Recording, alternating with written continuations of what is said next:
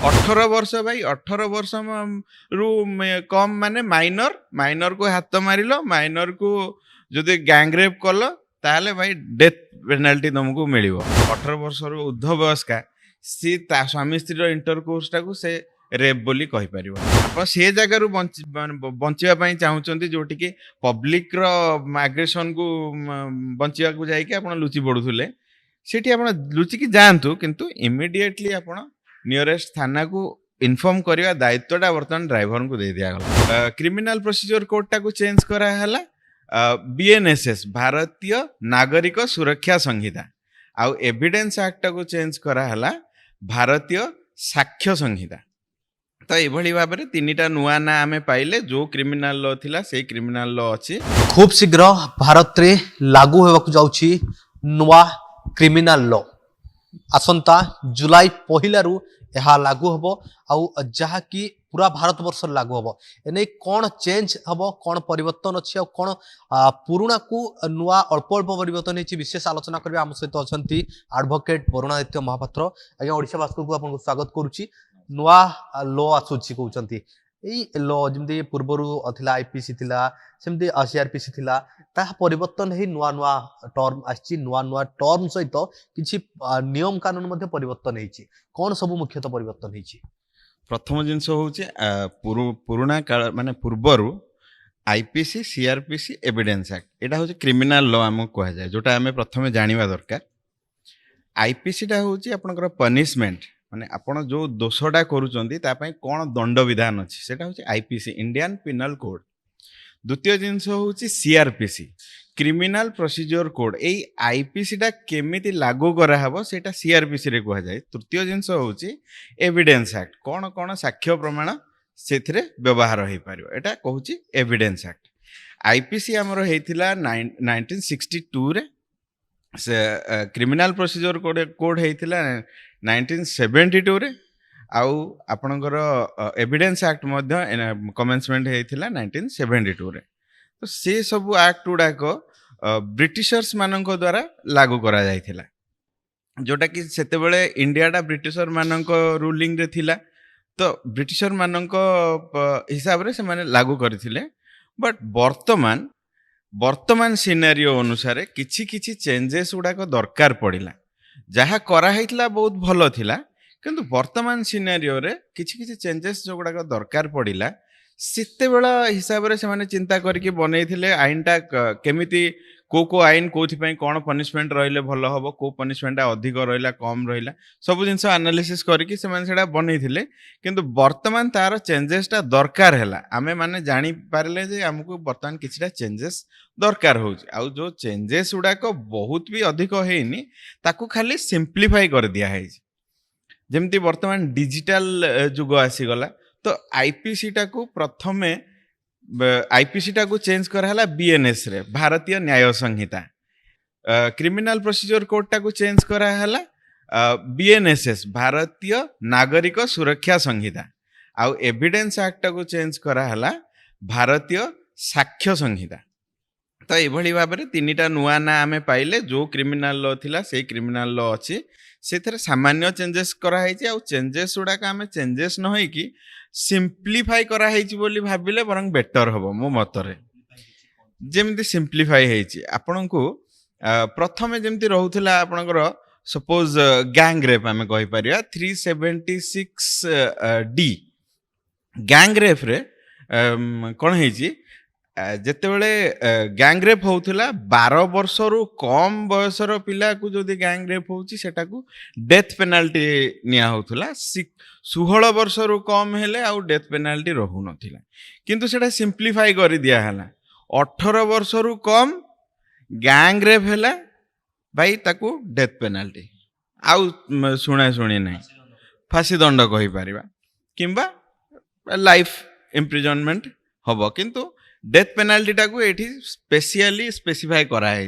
ना death penalty टा हबा दरकार जना पड़िला गैंग रेप गोटे अति घृण्य जिनस तो सी भली भाव में एटा सिंप्लीफाई कर दिया हला आगु 12 वर्ष 16 वर्ष ताठू कम आठू अधिक एमती सब आउ नाही 18 वर्ष भाई 18 वर्ष रु कम माने माइनर को हाथ मारिलो माइनर को ଯଦି ଗ୍ୟାଙ୍ଗ ରେପ୍ କଲ ତାହେଲେ ଭାଇ ଡେଥ୍ ପେନାଲ୍ଟି ତମକୁ ମିଳିବ। ଦ୍ୱିତୀୟ ଜିନିଷ ଆଉ ସିମ୍ପ୍ଲିଫାଇ, ଯେମିତି ବର୍ତ୍ତମାନ ଆମର ଡିଜିଟାଲ ଯୁଗ ଆସିଗଲା, ଡିଜିଟାଲ ଏରା ଆସିଗଲା, ଯୋଉଟା ଜିନିଷଟା 70 ମସିହାରେ 60 ମସିହାରେ ନଥିଲା। ତ ବର୍ତ୍ତମାନ ଯୋଉ ଡିଜିଟାଲ ଯୁଗ ଆସିଛି, ଡିଜିଟାଲ ଯୁଗରେ ଏଭିଡେନ୍ସ ଆକ୍ଟଟାକୁ ଯୋଉ ଭାରତୀୟ ସାକ୍ଷ୍ୟ ଅଧିନିୟମ ହେଇଛି, ସାକ୍ଷ୍ୟ ଅଧିନିୟମରେ ଆମକୁ ପ୍ରାଇମେରୀ ଏଭିଡେନ୍ସ ହିସାବରେ ନିଆଯାଉଥିଲା ଡିଜିଟାଲ ଏଭିଡେନ୍ସ ଗୁଡାକ ଏଭିଡେନ୍ସ ଆକ୍ଟରେ ସେକେଣ୍ଡାରୀ ଏଭିଡେନ୍ସ ହିସାବରେ ନିଆଯାଉଥିଲା। ବର୍ତ୍ତମାନ ଯୋଉ ସାକ୍ଷ୍ୟ ସଂହିତା ଆସିଗଲା ସେଥିରେ ଏଟାକୁ ପ୍ରାଇମେରୀ କରିଦିଆହେଲା। ତ ଏଇଭଳିଆ ସିମ୍ପ୍ଲିଫାଇ କରାହେଲା ବୋଲି ମୋ ମତରେ କହିବା ଦରକାର। ଲୋକମାନେ କଣ ଅଧିକା ଉପକାର ପାଇପାରିବେ? ଏଥିଦ୍ୱାରା ଲୋକମାନେ ନିଶ୍ଚିତ ଉପକାର ପାଇପାରିବେ। ଆଗରୁ ଆପଣମାନେ ସପୋଜ କାହା ଏଗେନଷ୍ଟରେ ଆପଣଙ୍କୁ ଯେତେବେଳେ ଆପଣ କିଛି ଏଫଆଇଆର ଦେବାକୁ ଯାଉଥିଲେ କି କାହା ଏଗେନଷ୍ଟରେ ଆପଣ କମ୍ପ୍ଲେନ୍ କରିବା ପାଇଁ ଯାଉଥିଲେ, ସେ ଜାଗାରେ ଆପଣଙ୍କ ପାଖରେ ସପୋଜ କିଛି ଏଭିଡେନ୍ସ ନାହିଁ, ମୋବାଇଲରେ କଥା ହେଇଛନ୍ତି, ମୋବାଇଲ ଏଭିଡେନ୍ସ ଅଛି, ଆଉ ସେ ଲୋକ ଜାଣିଛି ରେକର୍ଡିଂ ହେଇଛି ବୋଲି, ମୋବାଇଲରେ ଆପଣ ମେସେଜିଂ କରିଛନ୍ତି, ହ୍ୱାଟ୍ସଆପ୍ରେ ମେସେଜିଂ କରିଛନ୍ତି, ଏ ଜିନିଷ ଗୁଡାକ ସେକେଣ୍ଡାରୀ ହିସାବରେ ନିଆହେଉଥିଲା, ବର୍ତ୍ତମାନ ପ୍ରାଇମେରୀରେ ନିଆଯିବ। ସୋ ଦ୍ୟାଟ୍ ଲୋକଟା ଆଉ ତାକୁ ଟେନସନ୍ ଲାଗିବନି ଯେ ମୁଁ କୋଉଠୁ ଏଭିଡେନ୍ସ କଲେକ୍ଟ କରିବି, ସେ ଜିନିଷଟା ଆଉ ହବନି କମ୍ ସେ କମ୍। ଆଉ ଯେମିତି ଆପଣଙ୍କର ସ୍ୱାମୀ ସ୍ତ୍ରୀ ଝଗଡ଼ା, ବାସ୍ ସ୍ୱାମୀ ସ୍ତ୍ରୀ ଝଗଡ଼ାରେ କ'ଣ ହଉଥିଲା, ଧର ସ୍ୱାମୀ ସ୍ତ୍ରୀ ଝଗଡ଼ା ହେଲା, ୱାଇଫ୍ କ'ଣ କଲା, ଆସିଲା କହିଲା ଆଜ୍ଞା ମୋର ଇଚ୍ଛା ନଥିଲା, ମୋତେ ଜବରଦସ୍ତି ଇଏ ସବୁବେଳେ ମୋ ସାଙ୍ଗରେ ସେକ୍ସୁଆଲ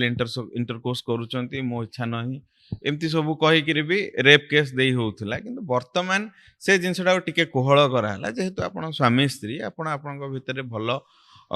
କଥାବାର୍ତ୍ତା, ଭଲ ମନମାଳିନ୍ୟ ନ ହେଇକି ଭଲରେ ଚଳିବେ, ଏ ଜିନିଷଟାକୁ ସ୍ପେସିଫାଇ କରିକି ଆପଣ ଯଦି ଜଣଙ୍କ ସ୍ତ୍ରୀ ଜଣଙ୍କ ସ୍ୱାମୀ ସ୍ତ୍ରୀ ହେଇକି ରହୁଛନ୍ତି, ଆଉ ସ୍ତ୍ରୀଟା 18 ବର୍ଷରୁ ଉର୍ଦ୍ଧ୍ୱ ବୟସ୍କା, ସିଏ ତା ସ୍ୱାମୀ ସ୍ତ୍ରୀର ଇଣ୍ଟରକୋର୍ସଟାକୁ ସେ ରେପ୍ ବୋଲି କହିପାରିବନି। ଏଭଳିଆ ଚେଞ୍ଜେସ୍ ଆସିଲା। ଆଉ ଯେମିତି ଆପଣଙ୍କର ଲିଭ୍ ଇନ୍ ରିଲେସନସିପ୍ରେ ଆପଣଙ୍କର ଯଦି ସେକ୍ସୁଆଲ ଇଣ୍ଟରକୋର୍ସ ହେଉଥିଲା, ସେ ଜିନିଷଟାକୁ ଆପଣ ରେପ୍ ବୋଲି କହୁଥିଲେ, ସେଟା ରେପ୍ ବୋଲି କୁହାହେବନି। କିନ୍ତୁ ଆପଣଙ୍କୁ ଜଣେ ଫଲ୍ସ ପ୍ରମିସ୍ କରୁଛି, ମିଛରେ କହୁଛି ମୁଁ ଚାକିରି କରୁଛି, ମିଛରେ କହୁଛି ମୋର ପ୍ରମୋସନ୍ ହେଇଯାଇଛି, ସେ ଜିନିଷକୁ ଦେଖିବାକୁ ଗଲେ ସେ ଜିନିଷ ଗୁଡ଼ାକ ମିନିମମ୍ 7 yearsର ରହିବ ଆପଣଙ୍କର ଦଣ୍ଡ। ଇଟ୍ ମେ ଏକ୍ସଟେଣ୍ଡ ଟୁ 10 years, 10 ବର୍ଷକୁ ଏକ୍ସଟେଣ୍ଡ କରି ହବ। ଏମିତି ମାନେ କିଛି କିଛି ସିମ୍ପ୍ଲିଫାଇ ହେଇଛି, ଯୋଉ ପରିବର୍ତ୍ତନଟା ସିମ୍ପ୍ଲିଫାଇ ହେଇଛି। ଆଉ ସବୁଠୁ ଇମ୍ପୋର୍ଟାଣ୍ଟ ଜିନିଷ, ଆଗରୁ ଯୋଉ ଆକ୍ଟ ଅନୁସାରେ ଥିଲା, ସପୋଜ 375ରେ ରେପ୍ର ଡେଫିନେସନ୍ ଥିଲା, 376ରୁ ପନିଶମେଣ୍ଟ ଆରମ୍ଭ ହଉଥିଲା, ସେ ଜିନିଷଟା ବର୍ତ୍ତମାନ ଚେଞ୍ଜ ହେଇଛି। ଯେମିତି ବିଏନ୍ଏସ୍ ଭାରତୀୟ ନ୍ୟାୟ ସଂହିତାରେ ଆପଣଙ୍କର ସେକ୍ସନ 72 ସେଇଥିରେ ରହିଛି ଆପଣଙ୍କର death penalty for gang rape. ତ ସେକ୍ସନ 70ରୁ ଆରମ୍ଭ ହେଇଗଲା, ମାନେ ଏମିତି ସେଟା 376 ଥିଲା, ଏଠି 70 ହେଇଗଲା। ସେତେବେଳେ ଯୋଉ ନମ୍ବର ଗୁଡାକ, ଯୋଉ ନମ୍ବରରୁ ଆମେ ଜାଣୁଥିଲେ ଏଇ ନମ୍ବରର ଆକ୍ଟଟା ଏଥିପାଇଁ ଲାଗୁ ହେଲା, ସେ ନମ୍ବର ଗୁଡାକ ଜଷ୍ଟ ଚେଞ୍ଜେସ୍ ହେଇଛି। ସେଥିପାଇଁ କିଛି ଓରିଡ୍ ହବାର ବି ଆମର କିଛି ନାହିଁ, ଆମକୁ କିଛି ଅଧିକଟା କରିବାକୁ ପଡ଼ିବନି। ସେଇ ଆପଣଙ୍କର ଆଇପିସି, ସେଇ ସିଆରପିସି, ସେଇ ଏଭିଡେନ୍ସ ଆକ୍ଟ, ତାର ନାଁ ଗୁଡାକ ଚେଞ୍ଜ ହେଇଛି, ନମ୍ବର୍ସରେ ଚେଞ୍ଜ ହେଇଛି। ଆଇନ କଡ଼ାକଡ଼ି ପାଳନ ହବ। ଆଉ ଯୋଉ ଆପଣ କହୁଥିଲେ ଯେ ଦଣ୍ଡ ବିଧାନଟା ଟିକେ କଠୋର ହବ ଆଉ ଲୋକମାନେ ଭୟଭୀତ ହେବେ। ଆଜ୍ଞା ନିଶ୍ଚିତ, ଅନେକ ଗୁଡ଼ିଏ ଜାଗାରେ ଯୋଉଠି ସରକାର ଚିନ୍ତା କଲେ କି ଆମର ଏତିକି ପରିବର୍ତ୍ତନ ଦରକାର, ଲୋକମାନଙ୍କର ସୁବିଧା ଅସୁବିଧାଟାକୁ ସବୁବେଳେ ଦେଖାଯାଉଥାଏ, ଆନାଲିସିସ୍ କରାହେଉଥାଏ, ଆମର କୋଉ ଜାଗାରେ ଦଣ୍ଡ ଗୁଡ଼ାକ କିଛି ଟିକେ କୋହଳ ଥିଲା, ଯୋଉଠିକି ଦରକାର ହଉଥିଲା ସେଟା କଡ଼ା ହେବା ଦରକାର। ଯେମିତିକି ଆପଣଙ୍କର ରାଶ୍ ଆଣ୍ଡ ନେଗ୍ଲିଜେନ୍ସ ଡ୍ରାଇଭିଂ ଅଛି, ଡ୍ରାଇଭର ମାନେ ମଝିରେ ଷ୍ଟ୍ରାଇକ୍ କରିଥିଲେ ବୋଲି ଆପଣମାନେ ହିଁ ନ୍ୟୁଜ୍ କରିଥିଲେ। ସେ ଜିନିଷଟା ମାନେ ଯଦି ପ୍ରମାଣିତ ହେଉଛି କି ଜଣେ ଇଣ୍ଟେନସନାଲି ଜଣଙ୍କୁ ଆକ୍ସିଡେଣ୍ଟ କରିଛି, ଆଗରୁ ଯେମିତି ଟ୍ରକ୍ ଗୁଡ଼ା ବହୁତ ଆକ୍ସିଡେଣ୍ଟ କରୁଥିଲେ, ସେ ଜାଗାରେ ଆମେ କ'ଣ କଲେ, ଟିକେ କଡ଼ାକଡ଼ି କରିଦେଲେ। ସେ ଜାଗାରେ ଯାହା ଫାଇନ୍ ଥିଲା ତାକୁ ଟିକେ ବଢ଼େଇ ଦେଲେ, ଯାହା ଇମ୍ପ୍ରିଜନମେଣ୍ଟ ଥିଲା ତାକୁ ଟିକେ ବଢ଼େଇ ଦେଲେ। ତ ଆ ଦ୍ୱାରା କ'ଣ ହବ, ସମସ୍ତେ ନିଜେ ନିଜେ ମାନେ ଏଥିରେ ଭୟ କରିବାର କିଛି, ମାନେ ଡ୍ରାଇଭର ମାନଙ୍କର ବି କିଛି ଭୟ କରିବାର ନାହିଁ ଯେ ନାଇଁ ଆମକୁ ଅଧିକ ଫାଇନ୍ ପଡ଼ିଗଲା, ଆମେ ବନ୍ଧା ହେଇଯିବୁ, ଆମେ ବହୁତ ଦିନ ଜେଲରେ ରହିଯିବୁ, ସେମିତି କିଛି ନାହିଁ। ପ୍ରମାଣିତ ହବା ଦରକାର ଯେ ଆପଣ ଭୁଲ କରିଛନ୍ତି ବୋଲି ଯଦି ପ୍ରମାଣିତ ନ ହେଉଛି ତାହେଲେ ଆପଣଙ୍କୁ ଯେମିତି କୋହଳ ଦଣ୍ଡ ମିଳିବା କଥା କୋହଳ ଦଣ୍ଡ ମିଳିବ। ଆଉ ଗୋଟେ ଯୋଉ ଆପଣମାନଙ୍କ ମୁଣ୍ଡରେ ଅଛି ଯେ ନାଇଁ ଆକ୍ସିଡେଣ୍ଟ ଏଥିରେ ନୂଆ ଆଇନରେ ଆସିଲା ଆପଣ ଆକ୍ସିଡେଣ୍ଟ କଲା ପରେ ଇମିଡିଏଟ ଯାଇକି ପୋଲିସ ଷ୍ଟେସନରେ ଆପଣ ଜଣେଇବେ ଯେ ନାଇଁ ମୋ ଦ୍ୱାରା ଆକ୍ସିଡେଣ୍ଟ ହେଇଯାଇଛି। ଏଟା ପାଇଁ ଯୋଉ ଡରଟା ସମସ୍ତଙ୍କର ରହୁଛି ନାଇଁ ମୁଁ ତ ଡ୍ରାଇଭର ମୁଁ ଗାଡିରୁ ଓହ୍ଲେଇଲେ ମତେ ଆକ୍ସିଡେଣ୍ଟ ଯଦି ହେଇଗଲା ଲୋକମାନେ ମତେ ଆଟାକ୍ କରିଦେବେ ବାଡେଇ ପକେଇବେ। ତ ସେମିତି ସେତେବେଳେ ଯେମିତି ଆପଣ ମାନେ ଲୋକମାନେ ବାଡେଇ ପକେଇବା ଆଗରୁ ଗାଡିରୁ ଗାୟବ ହେଇଯାଉଥିଲେ ଡ୍ରାଇଭର ମାନେ ଆପଣ ସିମ୍ପଲି ମୁଁ କହୁଛି କୌଣସି ବି ଜାଗାରେ ଦେଖିବେ ମ୍ୟାକ୍ସିମମ୍ ଜାଗାରେ ବହୁତ ଭୟଙ୍କର ଆକ୍ସିଡେଣ୍ଟ ହେଇଥିବ କିନ୍ତୁ ଡ୍ରାଇଭର କେବିନରେ ଡ୍ରାଇଭର ନଥିବ। ଆଉ ପଛରେ ଜଣା ପଡିବ କି ନାଇଁ ସେ in the very moment at the very moment ସେ ଡେଇଁକି ନିଜକୁ ବଞ୍ଚେଇ ଦେଇଥିଲା। ତ ସେମିତି କରନ୍ତୁ ବଟ୍ ଲୁଚିକି ଯାଆନ୍ତୁ କିନ୍ତୁ ପୋଲିସକୁ ଜଣାନ୍ତୁ। ଲୁଚିକି ଯାଇକି ପୁରା ଆବସ୍କଣ୍ଡ କରି ଯାଆନ୍ତୁନି ପୁରା ପଳେଇ ଯାଆନ୍ତୁନି। ଆପଣ ସେ ଜାଗାରୁ ବଞ୍ଚିବା ପାଇଁ ଚାହୁଁଛନ୍ତି ଯୋଉଠିକି ପବ୍ଲିକର ଆଗ୍ରେସନକୁ ବଞ୍ଚିବାକୁ ଯାଇକି ଆପଣ ଲୁଚି ପଡୁଥିଲେ ସେଠି ଆପଣ ଲୁଚିକି ଯାଆନ୍ତୁ କିନ୍ତୁ ଇମିଡିଏଟଲି ଆପଣ ନିୟରେଷ୍ଟ ଥାନାକୁ ଇନଫର୍ମ କରିବା ଦାୟିତ୍ୱଟା ବର୍ତ୍ତମାନ ଡ୍ରାଇଭରଙ୍କୁ ଦେଇ ଦିଆଗଲା। ନିଶ୍ଚିତ ଭାବେ ଆପଣମାନେ ଶୁଣୁଥିଲେ ଯେ ଯୋଉ ନୂଆ ଆଇନ ଆସୁଛି ସେଠି ହୁଏ ଯଦିଓ ସେତେ ବଡ଼ ପରିବର୍ତ୍ତନ କିଛି ନାହିଁ ବୋଲି କୁହାଯାଉଛି କିନ୍ତୁ କିଛିଟା ପରିବର୍ତ୍ତନ ଆସିଛି ଆଉ ଏଠି ଦ୍ୱାରା ଦଣ୍ଡବିଧାନ ଟିକେ କଠୋରରୁ କଠୋର ହେବ। ଆଉ ଯେଉଁମାନେ ଅନେକ କଳା କାରନାମାରେ ଲିପ୍ତ ରହୁଥିଲେ ଅନେକ କାଣ୍ଡ ଭିଆଇ ମଧ୍ୟ ଲୋକାୟତ ଅବସ୍ଥାରେ ରହୁଥିଲେ ଆଇନକୁ ଖାତିର କରୁନଥିଲେ ତାଙ୍କ ପାଇଁ ଏଇ ନୂଆ ଆଇନ କୋଉଠି ନା କୋଉଠି କଠୋର ଅଛି ଆଉ ଦରକାର ପଡ଼ିଲେ ମୃତ୍ୟୁଦଣ୍ଡ ପରୀକ୍ଷା ଦଣ୍ଡ ମଧ୍ୟ ମିଳିପାରେ। भुवनेश्वर वीडियो जर्नलिस्ट प्रतीक सह शरद रंजन ओडिशा भास्कर।